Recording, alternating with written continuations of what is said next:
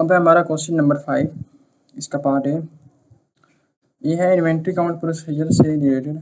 इसमें इसका फर्स्ट जो पार्ट है, इस पार्ट का सब पार्ट जो है weaknesses in NMPL's inventory count procedure and the effect on reliability। 6 number का ये था। पहले ये वाला कर लेते हैं। इसमें दो किस्म के वेयर हाउसेज दिए हुए हैं, एक सेंट्रल वेयर हाउस है, एक रीजनल वेयर हाउस है। तो इन पे जो इन्वेंट्री काउंट हुआ है उनमें से वीकनेसेस को आइडेंटिफाई करना है। NMPL conducted its physical inventory counting करते December 2025 at its central warehouse. To facilitate the counting process, the warehouse manager printed pre-numbered inventory count sheets, ये तो सही है, that it includes quantities as per the perpetual inventory records। ये एक गलत है। मतलब पहले से फील्ड हैं काउंट शीट्स कि उन पे परपेचुअल सिस्टम में जो इन्वेंट्री रिकॉर्ड्स हैं वो उन शीट्स के ऊपर ऑलरेडी लिखे हैं, मतलब वो इसको कॉपी पेस्ट कर सकते हैं। कॉपी पेस्ट करने पर रिस्क बहुत ज़्यादा है,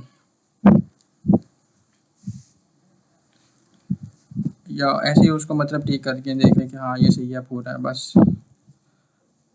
उसके बाद each warehouse worker was assigned a separate storage area and was required to complete the count independently। उसको एक वेयर हाउस का एरिया सेपरेट ही दे दी कि ये तुम खुद ही करो, जो करना है इसके ऊपर करो, उसका कोई रिव्यू नहीं है, कोई सुपरविजन नहीं है उसके ऊपर। तो यहाँ पे एरर्स और मैनिपुलेशन का रिस्क आ सकता था, एक ये पॉइंट था। उसके बाद to ensure that final inventory figures were available by the end of the shift. Final inventory figures were available by the end of the shift। warehouses clerks were granted access to the inventory system during the count। उसको एक access दे दी गई थी inventory system में कि वो कोई भी किसी भी किस्म की चेंजेस वगैरह कर सकता था, उसको सिस्टम को अपडेट कर सकता था। हालांकि उधर ही उसको रोक देना चाहिए होता है सिस्टम को, इन्वेंट्री काउंट सिस्टम को, कोई भी मूवमेंट वगैरह नहीं होने चाहिए सिस्टम में। पर वो क्या कह रहा है, उसको एक्सेस दे दी गई है कि वो कुछ भी मतलब कर सकता है, कुछ भी इन्वेंट्री काउंट जो सिस्टम है ना परपेचुअल सिस्टम, उसकी उसको एक्सेस दे दी गई है कि वो नंबर्स को मैनिपुलेट कर सकता है। उसके बाद एज डिफरेंसेस वर आइडेंटिफाइड, जैसे डिफरेंसेस आते थे colours updated the system quantities immediately, तो वो उस सिस्टम को उनको अपडेट कर देता था फ़ौरन नहीं। तो इसका क्या रिस्क हो सकता है यहाँ पे कि एक इन्वेंट्री जो परपेचुअल इन्वेंट्री रिकॉर्ड्स है ना वो और थे, जो फिजिकल इन्वेंट्री पड़ी थी वो उसमें थोड़ा सा फ़र्क आ गया था, डिफरेंसेस वगैरह आ गए थे। अब वो फ़ौरन ही उनको ठीक कर देता है, उधर ही अपडेट कर देता है रिकॉर्ड्स को कि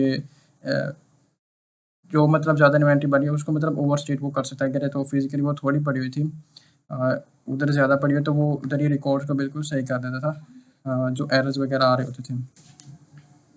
तो इसका ये आ सकता था कि वो डिफरेंसेस का कोई हमारे पास रिटर्न एविडेंस नहीं होता था, ऑडिटर के पास कोई रिटर्न एविडेंस ही नहीं होगी कि कितने डिफरेंसेस वगैरह आए थे, क्या डिफरेंस था, उसका कोई एविडेंस ही नहीं होगा, वो तो फ़ौरन ही उनको ठीक कर लेता।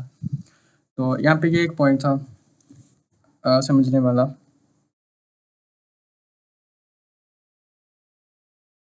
मतलब कोई ऑडिट ट्रेल ही नहीं है यहाँ पे, आप बोल नहीं सकते ऑडिट ट्रेल ही नहीं है, रिटर्न एविडेंस ही नहीं एग्जिस्ट कर रहा। उसके बाद रीजनल वेयर हाउस में चलते हैं। NPL also holds inventory at several regional warehouses, 10% of the total inventory which connected their own counts at the on the same date. उसी दिन उनका भी काउंट होता है।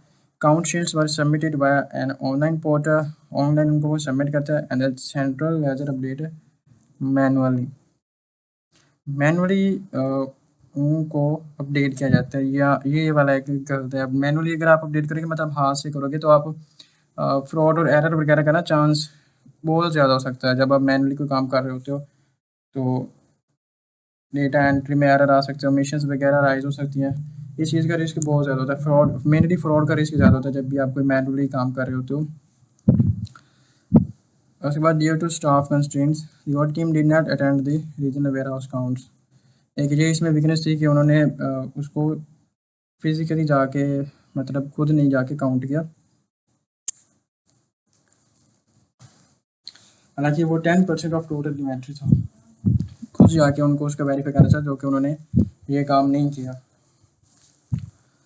उसके बाद जो इसका पॉइंट दिया वो state 3 documentary audit evidence reader should obtain regarding regional warehouse. उनको 3 डॉक्यूमेंट्री एविडेंस क्या लेना चाहिए, रिटन एविडेंस क्या लेना चाहिए, क्योंकि उन्होंने खुद जाके उसको अटेंड नहीं किया था रीजनल वेयर हाउस पे जो इन्वेंट्री काउंट हुआ तो उन्होंने जाके अटेंड नहीं किया।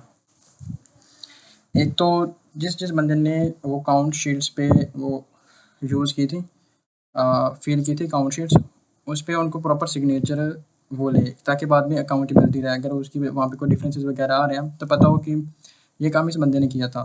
तो इस वजह से वो एक तो वो लेनी चाहिए साइंड अकाउंट शीट्स वगैरह। उसके बाद कट ऑफ डॉक्यूमेंट्स के गुड्स डिस्पैच जो हुई ईयर एंड के, जहाँ जब क्योंकि 31 दिसंबर को हो रहा था ना वो इन्वेंट्री काउंट, प्रोसीजर परफॉर्म हो रहे थे, तो कट ऑफ वहाँ पे परफॉर्म होना चाहिए था कि goods dispatch receipts around year end to verify cut off को वेरीफाई करने के लिए, इन्वेंट्री की एग्जिस्टेंस को कंफर्म करने के लिए। तो एक तो वो हम लेंगे कट ऑफ डॉक्यूमेंट्स के ईयर एंड पे वो वाली इन्वेंट्री हमारे पास थी भी या नहीं थी कि इन्वेंट्री को ज़्यादा वो कर सकते हैं, ओवर स्टेट कर सकते हैं, फेक इन्वेंट्री मतलब ऐड कर सकते हैं। तो वो रिसीट्स और परचेज के डॉक्यूमेंट्स वगैरह हम लेंगे कट ऑफ के लिए। उसके बाद रिकॉन्सिलिएशन पे परफॉर्म करेंगे कि एक तो रिकॉन्सिलिएशन इन्वेंट्री में परफॉर्म होती है परपेचुअल इन्वेंट्री रिकॉर्ड्स में और फिजिकल इन्वेंट्री में, कि रिकॉर्ड्स में हमने क्या क्या रिकॉर्ड किया, कितनी हमारे पास पड़ी हुई है, और फिजिकल में हमारे पास कितनी पड़ी हुई थी, उसकी हमें उनसे रिकॉन्सिलिएशन लेंगे, रिकॉन्सिलिएशन स्टेटमेंट। ये 3 डॉक्यूमेंट्री एविडेंस है।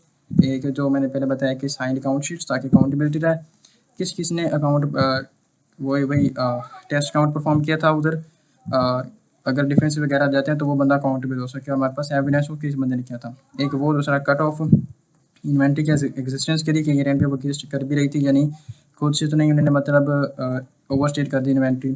उसके बाद रिकॉन्सिलिएशन स्टेटमेंट कि जो रिकॉर्ड्स में जितनी है परपेचुअल इन्वेंट्री रिकॉर्ड्स में और फिजिकली वो कितनी पड़ गई है, उसकी हमने रिकॉन्सिलिएशन स्टेटमेंट, अगर कोई डिफरेंसेस वगैरह आ रहे तो वो फिर हम उसको इन्वेस्टिगेट कर सकें। तो ये 3 डॉक्यूमेंट्री एविडेंस यहाँ पे लेने की ज़रूरत थी। अब है मेरा क्वेश्चन 5 का पार्ट बी, रिक्वायरमेंट पहले पढ़ लेते हैं। Describe 4 audit procedures to investigate the differences identified during inventory count, और discuss whether the data should project the pricing error identified in the sample of low value inventory items. NPML holds a small number of high value robotic components and a large volume of low value screws and bolts. The audit team tested all high value items and selected a sample of low value items. The following quantity differences were identified during the inventory count. A units quantities पर record 120 थी और जो physical पड़ी हुई थी वो 114 थी। उसके बाद जो स्क्रूज हैं वो 48,000 थे रिकॉर्ड पे और फिजिकल क्वांटिटी उनकी 50,500 थी। During the testing of the sampled low value items, a pricing error was also identified. Management explained that this error arose due to mistake made by a temporary clerk who has left NPML and asserted that the error is isolated and does not affect the valuation of the remaining inventory. कि एक pricing error आ गया था, इसको वो कह रहे हैं कि ये एक आइसोलेटेड एरर है। मैनेजमेंट ने ये मतलब बात की है कि जो एरर अराइज हुआ है वो एक आइसोलेटेड एरर है, एनोमेली है, या आप इसको वन ऑफ एरर भी कह सकते हैं, मतलब कभी कभार होने वाला, बहुत कम जो होने वाला एरर है, जिसको आप ये समझे कि सैंपल में से अगर इस तरह का कोई एरर आ जाए तो आप उसको प्रोजेक्ट नहीं कर सकते पॉपुलेशन पे। पर इसको पहले हमने वेरीफाई करना था प्रॉपर एविडेंस लेकर के क्या ये वाकई आइसोलेटेड है, एनोमेली है, वन ऑफ एरर है या नहीं है। ऐसे ही मैनेजमेंट के कहने पे हम इसको आइसोलेटेड नहीं कह सकते। तो रिक्वायरमेंट के हिसाब से पहले ये वाला कर लेते हैं। 4 are procedures to investigate the difference identified during inventory count. Inventory count में ये जो डिफरेंसेस वगैरह आया इस पे क्या प्रोसीजर्स परफॉर्म कर सकते हैं। आफ्टर इन्वेंट्री काउंट हमें कंफर्म करनी होती है कंप्लीटनेस और एग्जिस्टेंस।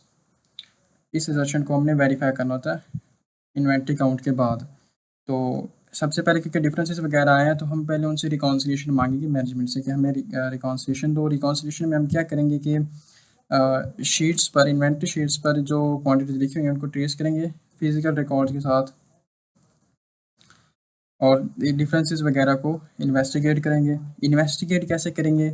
जो डिस्कस करेंगे स्टाफ के साथ, जो मैनेजमेंट का स्टाफ होगा, इन्वेंट्री काउंट स्टाफ, या उसके साथ हम डिस्कस करेंगे उन डिफरेंसेस को, ये डिफरेंसेस वगैरह क्यों अराइज हुए और क्या ये हर बार इतने डिफरेंसेस अराइज होते थे, मतलब पिछले सालों में भी, या पहली बार ये इस तरह का कोई केस हुआ है। दो प्रोसीजर हो गए। उसके बाद हम क्या सकते हैं, रिकैलकुलेशन, जो इनको रिकाउंट करेंगे, जो रिकॉर्ड मतलब इन्वेंट्री काउंट उन्होंने परफॉर्म किया उसको रिकाउंट करेंगे, कंफर्म करेंगे कि डिफरेंसेस जो हैं वो जेन्युइन हैं या नहीं है, या एरर वगैरह हैं। ये 3 प्रोसीजर्स भी तो काफ़ी हैं। इसके साथ आप वो कट ऑफ वगैरह भी परफॉर्म कर सकते हैं। एग्जिस्टेंस के लिए कट ऑफ की अपनी एक रजिस्ट्रेशन होती है, उसको वेरीफाई करने के लिए भी, एग्जिस्टेंस के लिए भी GRNs को इंस्पेक्ट करके, डेट्स वगैरह को देखकर, इनवॉइसेस को देखकर, सप्लायर स्टेटमेंट या कस्टमर स्टेटमेंट्स के उनको कब वो गुड्स रिसीव हुई या कब उन्होंने गुड्स हमें डिस्पैच की थी, तो वो उन पे लिखा होता है, वो हम वहाँ से डेट्स वगैरह देख सकते हैं और कंफर्म कर सकते हैं कि किस ईयर की वो किस ईयर में उनको रिकॉर्ड करना है। उसके बाद जो इसका सब पार्ट है, टू कि प्रोजेक्ट करना चाहिए या नहीं करना चाहिए, तो उसके लिए जैसे मैंने पहले बताया कि जो हम मैनेजमेंट की बात पे यकीन नहीं कर सकते। अगर तो कोई भी एरर आ जाए, हमें उसको प्रोजेक्ट लाजमी करना चाहिए सैंपल पे। सैंपल अगर हमने सैम्पलिंग किया, उसमें एरर आ गया तो हम उसको बाकी पॉपुलेशन के ऊपर भी प्रोजेक्ट करेंगे। अब मैनेजमेंट ये करिए कि आप इसको प्रोजेक्ट नहीं करें, क्योंकि ये एक आइसोलेटेड एरर है, पर एडिटर को खुद इसको वेरीफाई करना होता है कि क्या ये वाकई आइसोलेटेड है या नहीं है। तो इस पे आप यही लिखेंगे कि एडिटर को सबसे पहले ये वेरीफाई करना होगा कि क्या ये वाकई आइसोलेटेड है, वन ऑफ एरर है या नहीं है। अगर तो वो उसको वन ऑफ एरर नहीं लगता, तो उसको ये प्रोजेक्ट लाजमी करना पड़ेगा। बाकी जब आप अपने मतलब टीचर्स की बुक से सोल्यूशन को देखेंगे तो आपको ये समझ आ जाएगी कि वो कैसे वेरीफाई करेगा, कैसे नहीं करेगा, कैसे प्रोजेक्ट करना, कैसे नहीं करना। वो फिर बाद की कैलकुलेशन मतलब वगैरह होती है, इधर कैलकुलेशन उन्होंने पूछी हुई नहीं।